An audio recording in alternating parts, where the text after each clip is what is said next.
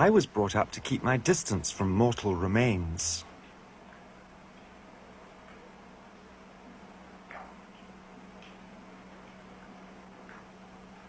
But not the Toraja. Even the children come here to delve into the ark-like coffins. They rearrange and play with the skulls of their families.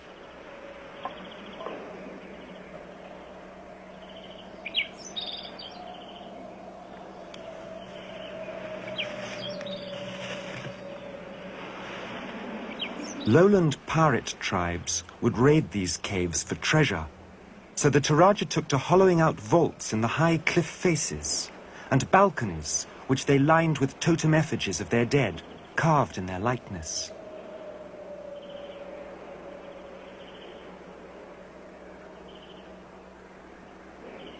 Rounding a corner one day, we found them lowering the effigies from the highest vault in the highest cliff. They were cleaning and redressing them for the death rites of the last king of the tribe.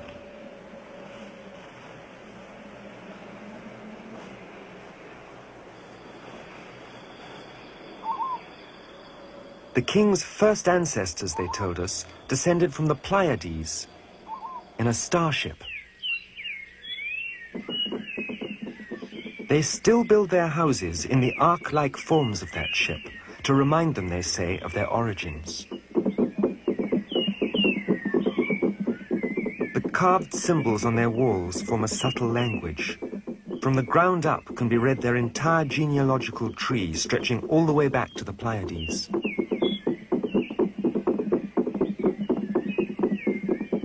Across the fields, an entire ceremonial village is being built, just for this occasion, to house the thousands of funeral guests.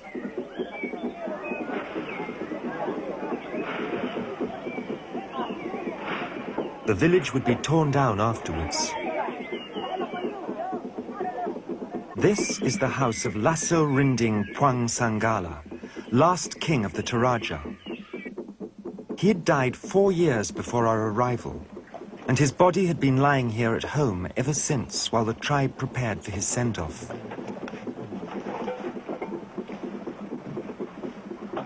For these 4 years, his widow had not left his side.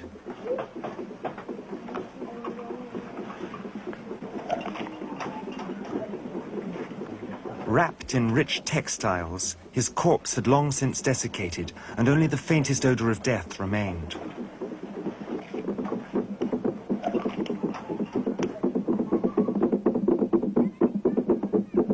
The girls are kept busy husking rice for the guests who would arrive from the farthest corners of the valley.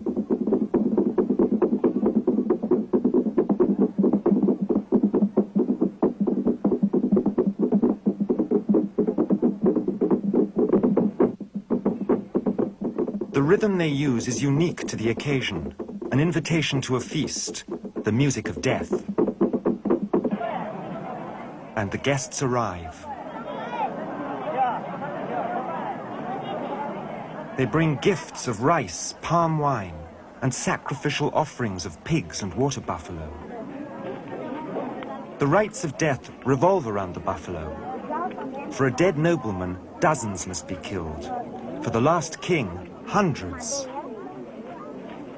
This buffalo's never seen a white man before.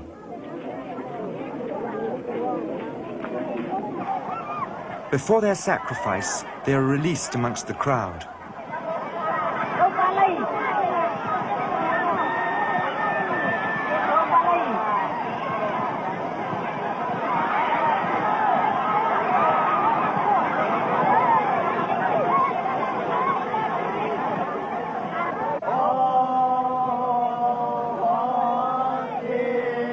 The ceremonial village vibrated to the mabadong, the hypnotic tones which take them into trance. They say they can feel all the past and future generations of their tribe moving through them.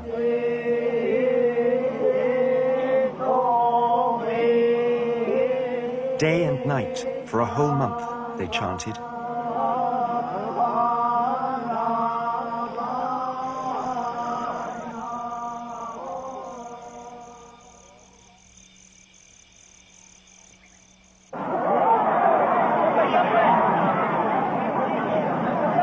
At last, the day dawned when the king would be carried to the death cliffs, to his launch pad back to the stars.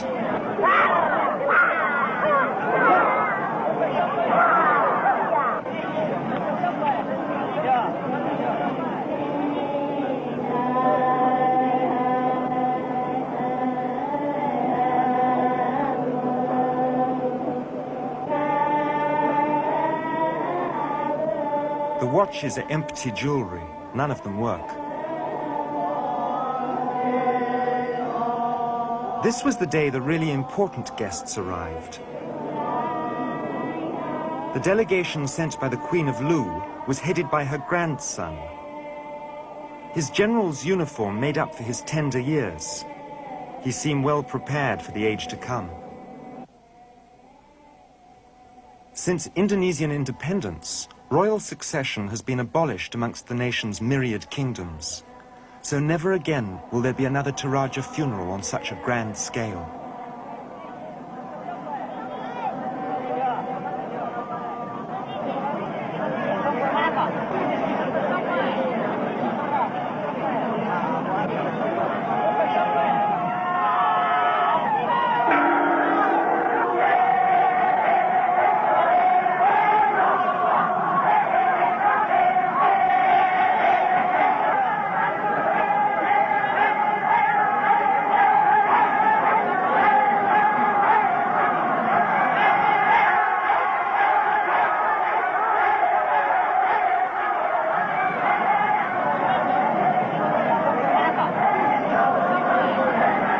The king's effigy is ready for its journey to the death cliffs.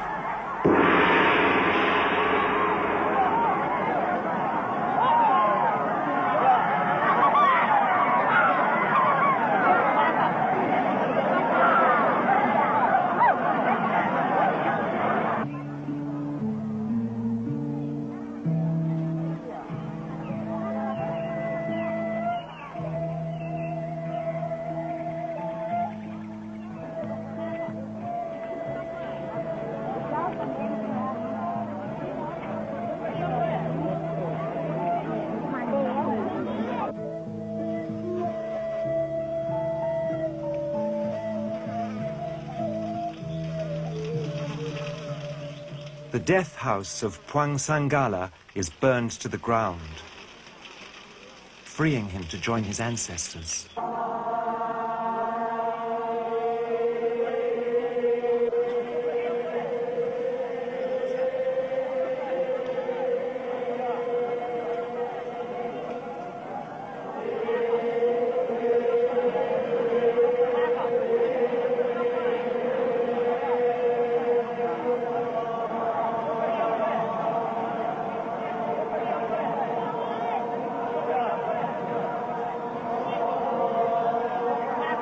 The dynasty of the Toraja star children was ended, with the last king of the tribe making his long journey back to his home in the stars.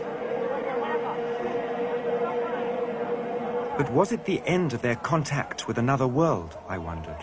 What was behind these elaborate death rites? And I asked the hereditary high priest, who turned out to be my own age. Ini penting.